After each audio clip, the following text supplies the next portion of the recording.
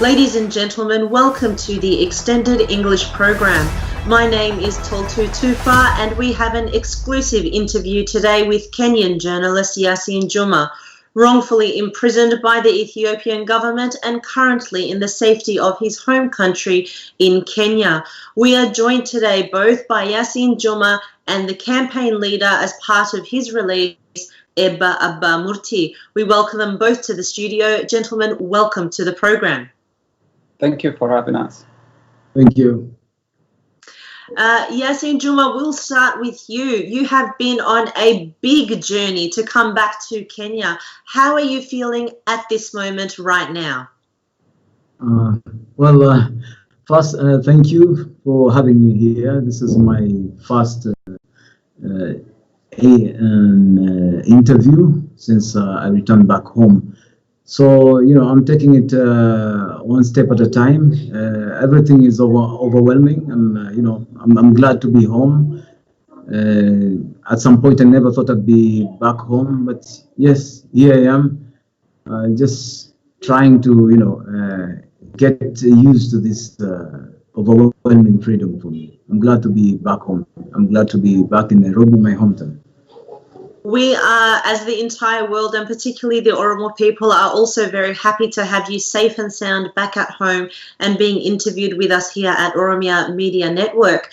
You are a household name in Kenya. You're known as a journalist. You have completed many stories in the past, but you came to the attention of the Oromo people for a specific project you worked on in 2009. Can you tell us a little bit about that? Even before the 2009 Inside Rebel Territory documentary that was aired on NTV, for about 5 years before, I had an interest about doing reports on refugees, the refugee community in Kenya, because in Kenya is home to, back then was home to up to 500,000 of refugees from Somalia, South Sudan, and Ethiopia. So I started, developing this interest in specifically on the Somali refugees, and afterwards I got my first contact with the Oromo refugees here, because one challenging thing about the Ethiopian diaspora community in Kenya, at least from my experience in Kenya, is that I thought they were not very as open as the Somali people. So it really took time for me to get sources and contacts and people to trust me among the Oromo community to allow me into their lives and do their stories. So before that, I started doing stories about the Oromo refugees here in Nairobi and in Eastleigh. And much later is when some of the leaders of rebel leaders from the Oromo Liberation Front realized I was doing a lot about Somalia. Because I've been covering Somalia since 2004 for close to 16 years. So they approached me and asked me if I could, also, highlight their struggle. Then afterwards, I'd say they disappeared. I'd met with one of the leaders, and afterwards I decided maybe I should try and do something about it. So it took me about 2 to 3 years to get good contacts of the leaders again, and I traveled to the rebel territory to do the 2009 documentary. We saw the documentary in 2019 and you entered into the consciousness of all Oromo people at the time. Moving forward to 2020, you've continued to work documenting Oromo people, among others. In fact, you spent the last 1 year in Ethiopia. Can you tell us a bit about your situation before you were arrested in June or July 2020? Well, the main reason why I decided to, travel to Ethiopia was that in 2018 there were changes that, reforms that were taking place in Ethiopia.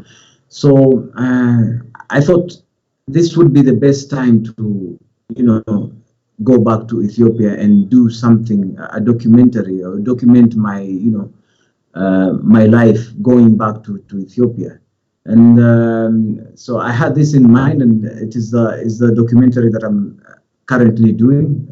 It's called Return to Ethiopia, because I was banned in Ethiopia for 10 years. The documentary that I did it in 2009, so that is 10 years. And now there are reforms that are happening in Ethiopia. And everyone is excited. People are coming back to Ethiopia. The diaspora is coming back to Ethiopia. The PM gets a Nobel laureate, he becomes a Nobel laureate. Everyone is looking towards Addis. So I was among them. I decided, okay, I assume my ban has been lifted because I was labeled a terrorist after doing the 2009 documentary.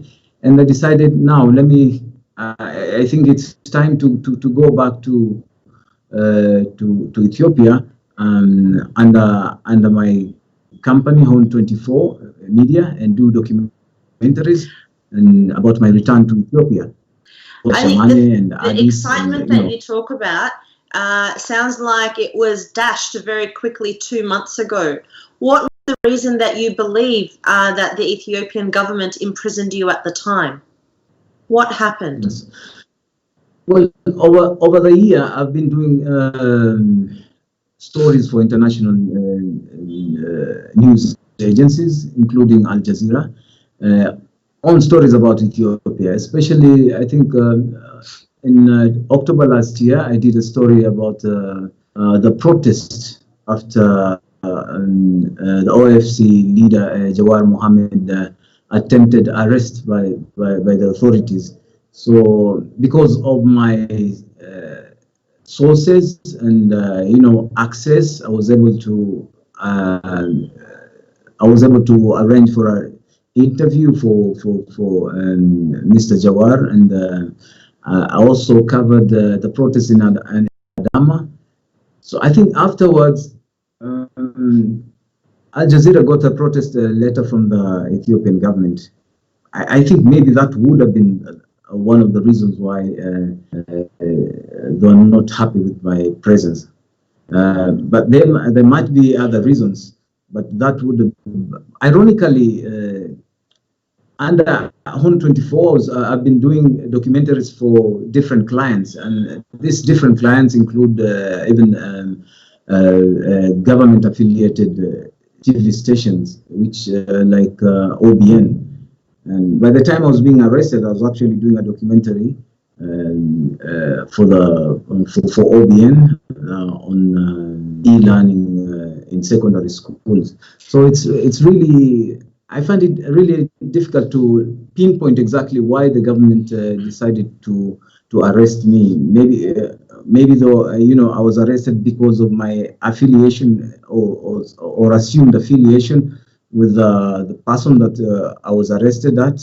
I wouldn't know. I'm still trying to know that. But as the Attorney General concluded in his statement, my arrest was because of language barrier.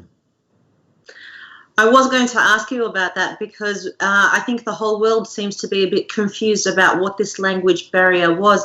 Yassin, for those who've joined us today, we are having a discussion with Kenyan journalist Yassin Juma with relation to his wrongful imprisonment and subsequent release back to his hometown in Kenya. We come back to asking you, from the moment you were in prison, can you tell us about what your prison life was like, who did you see there, and what were the conditions for you?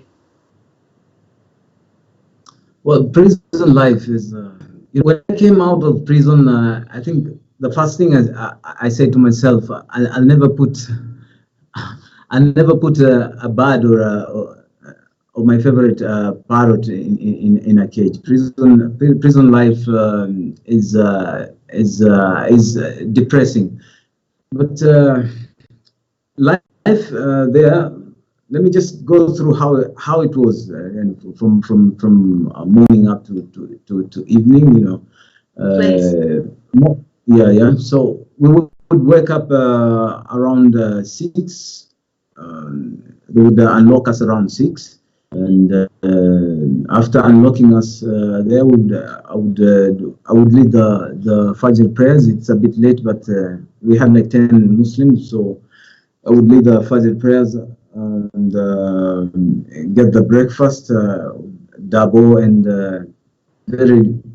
a quarter of a cup of shai, which is black tea. Then afterwards, the head count would take place, and we would do exercise, because when you do exercise, you tend to it's about your mind and body. You're fighting, because detention is aimed at depressing your mind and also body. So when you lose it, I mean, that's exactly what they want. That's exactly what the authorities, I'm sure, would want you to. So it sounds like exercise is an act of defiance in itself, to look after yourself mentally and physically and make sure that the shackles on your hands is not in your mind. Yeah, especially when we contracted corona, we were actually in a fight. I mean, you're fighting for your life, so you have to exercise all the time. So also I used to interact with other detainees at the Sostenia detention center, where I was held for the 49 days. At least I improved also my vocabulary in Afan, Roma, and Amarinya. Just because nobody seemed to be. Only a few people would speak English. So sometimes I was depressed. Sometimes I was hopeful. Sometimes I was like, hey, what should I do? How should I smuggle a letter out and let people know what I'm going through? Sometimes I just gave up. But I didn't know outside that good people like Ebbaa had started a campaign to have me released from the wrongful detention that I was going through. In prison, I met several people. I was detained in Block W in Sostenia, which is Sostenia is actually the old Malkalawi. I think they just pinned the name and named it Sostenia, but it's the old Malkalawi, which was notorious for having torture chambers. So I was in Block W 004 and 005. Next to me was Jawar Mohammed, who was on room 005. So we were so close that if I wanted to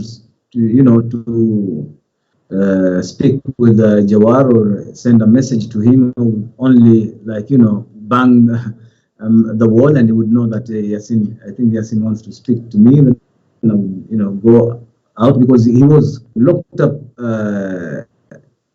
And he was locked up all the time. He couldn't get out of his jail. Only I think once or twice in a day, but I could speak to him. So that was 005. That's where Jawar was, and 004 is where Bakele was. It's also so next to me was also Bakele to the right, and 006 was Iskander Naga, the politician Iskander Naga. And basically that is how we were at Sostenia. And what was the health or the status of the men, so Bakala Garba, of Jawar Mohammed, of Iskander Naga? It sounds like you were kept with high profile detainees, and I say the word detainees because people may think they're prisoners, whereas they have not been found guilty of any crime. So they've been detained just like you were. How was their situation, and how was your communication with Jawar and with Bakala Garba and with Iskander Naga? Okay. in first of all, in 004, where that was my cell. I was with 10 political detainees who are in my cell, and it included the Ethiopian National Movement leader, Engineer Yenik Getnet. So he's also a high-profile, detainee. Well, life for them and our interaction, I would say they felt for me. They were like, oh, this is a foreign journalist. He's a Kenyan who apparently has a love for this country. I've been covering this country for more than a decade, and here I am detained by the government. So they share the empathy with me. So maybe a day would come whereby the family of Skander brings him food, and he knows I don't eat. I don't eat injera and shiro, which was being served, which was always being served. When it comes to lunchtime, the loudspeaker would go, ye federal misa or ye federal erat at the supper, and it was like, this is torture time for me. It's more torturous than the torture chamber. So they fell for me. They would bring roux. Yeah. They would bring. I remember Iskander bringing cookies, and Jawar knocking on the wall and making sure that at least I had what I wanted. I had tea. I had I had lunch and supper from outside when he gets, so he would share.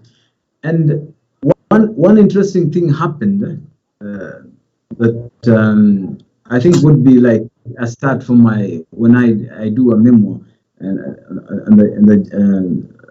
and the jail chapter, was when Bakele and Skander met on the hallway. Both of them are were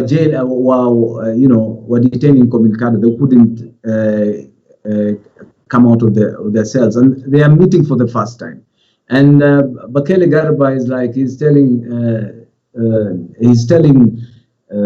Skander, I think you should come and we should share our room 003 instead of them, locking you up in a very small room, because Skander was locked up in the room 006, which was very, very small. I think the first time I talked to Skander, it was his interest was like, Yassin, you have to tell. He held me on the hand and moved me to his room and told me, Yassin, you have to tell the world where they're keeping me. You see, it was a very, very small room. I could touch the walls, by just doing this. So it was an interesting time for me. Bakele was a bit of a silent man, and I think with the years of past detention, sometimes it affects somebody. But we used to exchange books with him, and Jawar used to make sure at least I also get books that were brought from his family, and we would talk at least in a day. At least it's not easy, but he tried the best he could to just exchange words with me. Then yeah. So tell us about the morale of Jawar Mohammed. How is he doing in your experience when you saw him with your eyes and shared a neighboring cell to him? Well, Jawar remained high-spirited. He was doing good, just from my own analysis, and but I think his main concern was actually about the other detainees that were detained because of his being affiliated to him. So time and again he would talk to them, to his security, and to the OMN journalist Melissa, the Ripsa, and the driver Chipsa, and give them morale. I think he was high spirited. He was very much okay. He was like, despite the fact that he was locked up all the time and had little time to interact with the rest of the detainees, he was holding up to it. And he's been doing much. Even now, I know he's been doing much reading. Because as I came here, I think he ordered that some books be sent to him from Nairobi. So he's been doing much reading throughout the time, especially on leadership, moral leadership, because we've been exchanging books with him. As I told you, I was in room 004 and he was in room 005. So we could have some form of jail wire communication.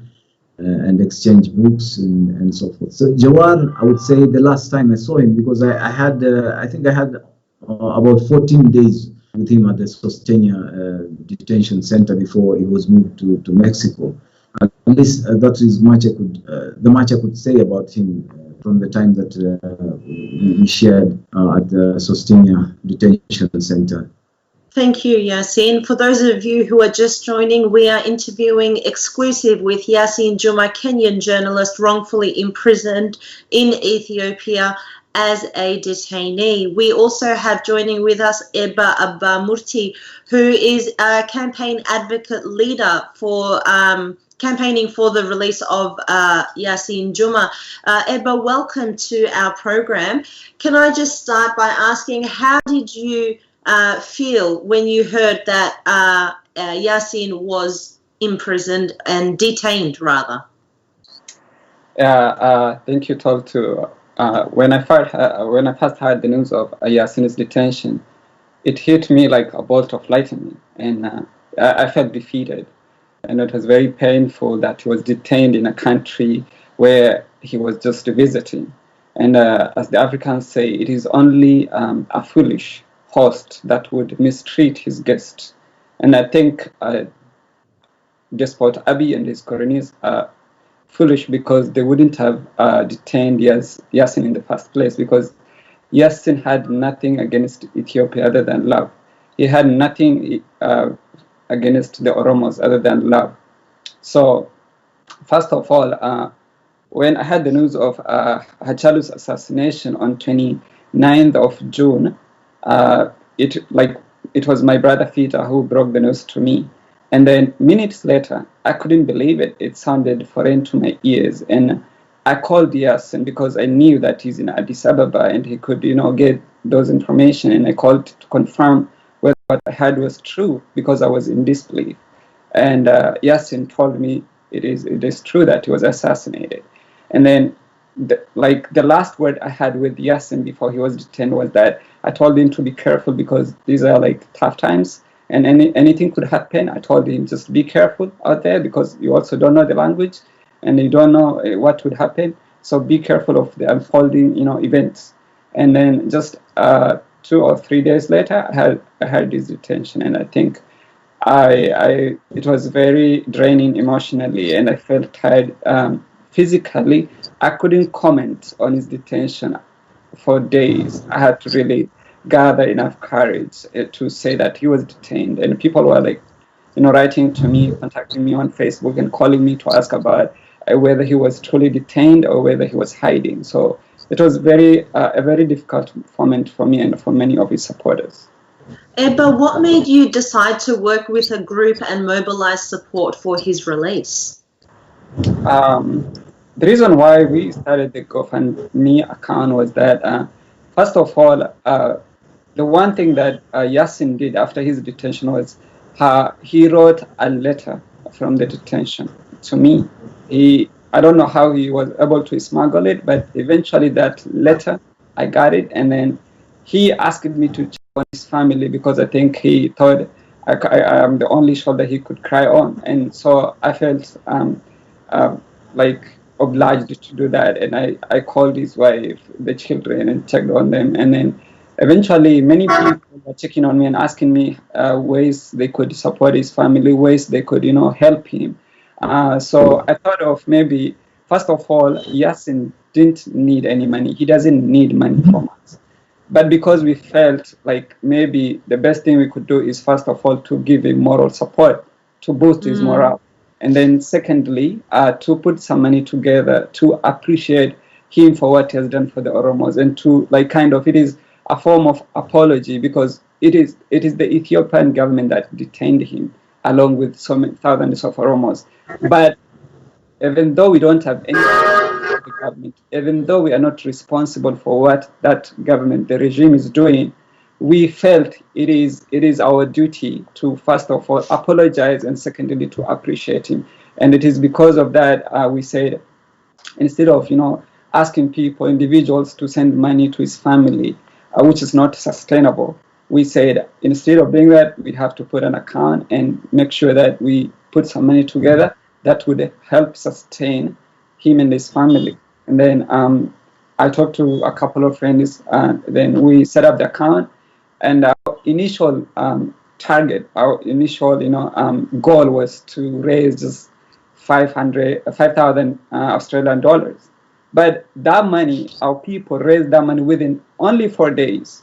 Then I thought of, well, if we are able to raise 5,000 Australian dollars within 4 days, then why don't we increase it to 10,000?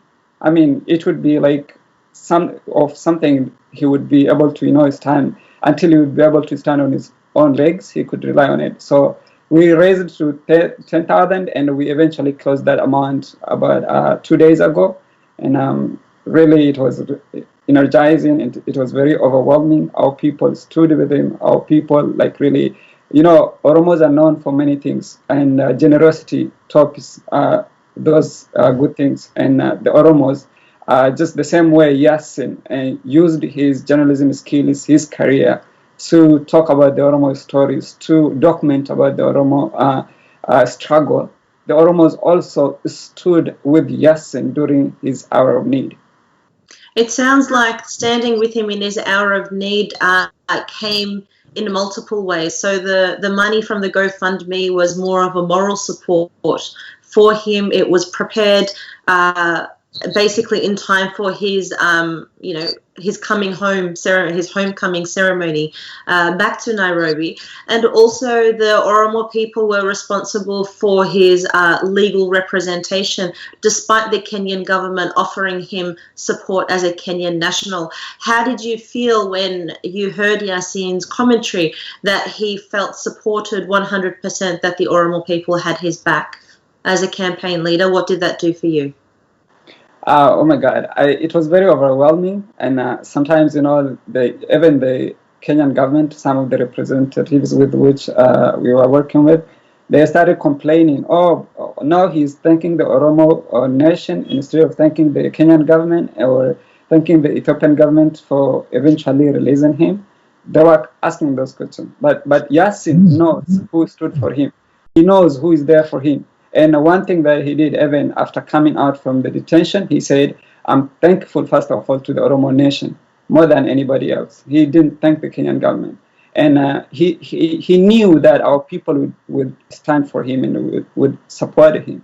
And for me, I mean, it is just, we were just putting in a little effort to appreciate him. And him saying that actually boosted our morale again. Like, it is a two-way thing. So we were just doing the little we can. Now he comes out and thank us, and instead of blaming us, and instead of saying that I got into trouble because of the Oromo people, he said, hey, the first time I called him when he came out of detention, he said, even if I had died in detention, even if anything would happen to me, I knew the Oromo people and you would not desert me and would not betray me, would not leave my family to suffer silently. I knew that you all are there for me. So it is really overwhelming for me and for many others. Thank you very much for the efforts that you put in, Ebbaa, you and your team, to put Yassin Juma's case in the forefront. Of course, the media did report on it, but we know media, every 24 hours a new news comes. And so for you to continue focusing on his family is truly commendable. And thank you for providing the Oromo people opportunities to be able to give and contribute towards Yassin Juma and his family, not just financially, but also morally and emotional support. For those of you who've just joined, we are interviewing here exclusively with Yassin Juma and Ebbaa Murti in response to Yassin Juma, Kenyan journalist's release from detainment. Now, it is very common that once people have been released from detainment, that they are exhausted, they are tired, and interviews such as these often take a lot of energy out of them. So we'd like to thank Yassin Juma on behalf of Oromia Media Network. We would like to finalise this interview, but before then, I would like to go through some of your written letters. They have been quoted in media broadcasts. However, you don't need a pen and a paper to speak anymore. So I'd like to ask you, what message do you have to the Oromo people, both for those who are still in detainment at the moment and for those who are out there in the world watching this interview today? Like you said, I'm still trying to cope with the, freedom for me is a bit overwhelming for me right now, and fatigued.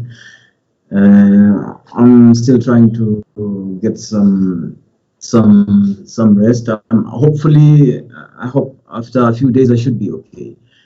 Now, what I'm just saying to the Oromo nation and Ethiopians at large is that you are at a crucial juncture in your history, and it's a sensitive moment that needs a lot of dialogue. What Ethiopia needs right now is a national dialogue, because when you go through the justice system like I've gone through, I've seen it for myself.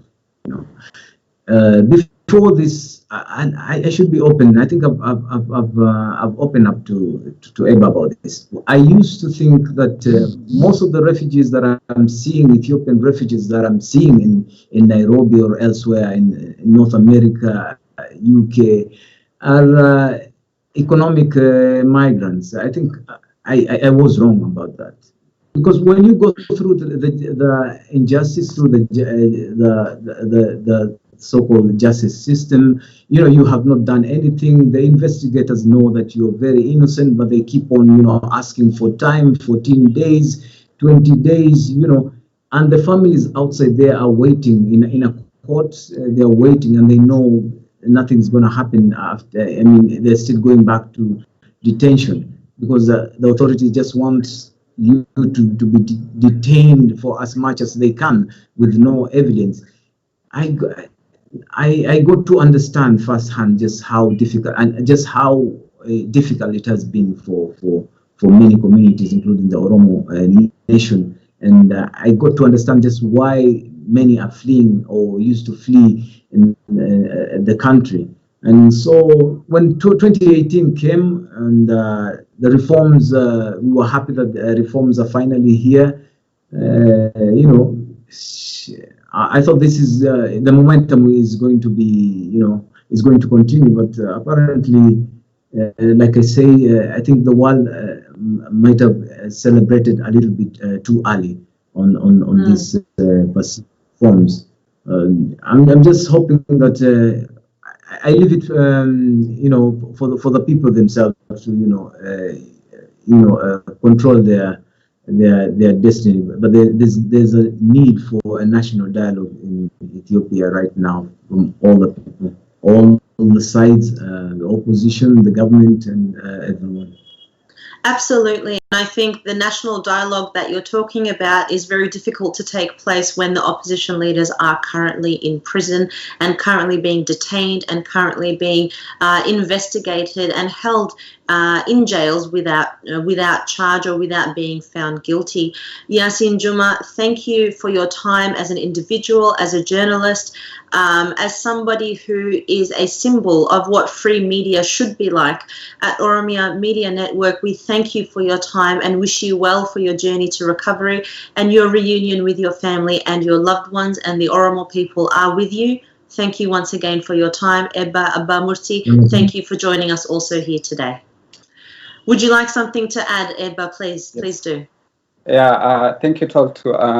Two things I want to say is, first of all, I would like to take this opportunity to apologize to Yassin for what had happened to him.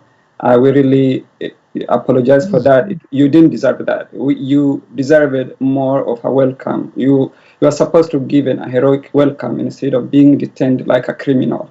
You weren't a criminal at all. But the Ethiopian government has this culture of criminalizing anyone that speaks the truth to power. So, like any other Oromos, you are criminalized. And I would, joke with my friend Ayana that Yassin is now a fully blown member of Oromo Nation because he has been arrested, detained, kind of given bad names because of his association with Oromo people. And for that, we apologize. And secondly, I would also like to take this opportunity to thank the Oromo Nation for their generosity, for standing up for Yassin, although he is not one of us, but we consider him as our adopted son. So the only thing Yassin doesn't have right now is just an Oromo name. We have to just Oromonize him like we did to Kabale. And so thirdly, I would want to take this opportunity also to thank the comrades and human rights crusaders who relentlessly fought for Yassin's release and eventually secured his freedom by flattening the mountain of oppression and injustice that had besieged him. So for that, we really owe it to people out there who fought for him, who became his voice. And one of the things that really energized us to continue fighting for him and many others is that Yassin was special to us in the sense that he didn't have anyone else that would fight for him but us. So we took it upon ourselves to fight for him, and we thank everyone out there, everyone who supported us in this cause. And we shall continue fighting for the rest of the detainees that are still languishing in Ethiopian detentions, and justice will be served. We still demand justice and freedom to all the oppressed people. Ebbaa Murti, thank you for your time, and I think it means a lot to you too. Yassin Juma, is there anything further you would like to respond to Ebbaa's final message? I'll just say thanks, Abshir. Thanks a lot also to everybody who supported me through. It was one of my most difficult moments in my journalism career, and I'm glad I had the back of all the millions of people behind me. And like I always say, it's about the love for Ethiopia, the love for the Oromo people. In the past, I've been offered millions of dollars just to stop this my passion on the Oromo nation and when I look back, I never regret what I did. I never regret about the documentary that I did. The best thing in my life is when I do something and that something has an impact, a positive impact on a people, on one person or a whole community. Then for me, it gives me the gratification as a journalist. So all I can say for now, thanks everybody for the support. I'm back home, and it's gonna take time, but I'll be back on my feet again, and galatome to everyone.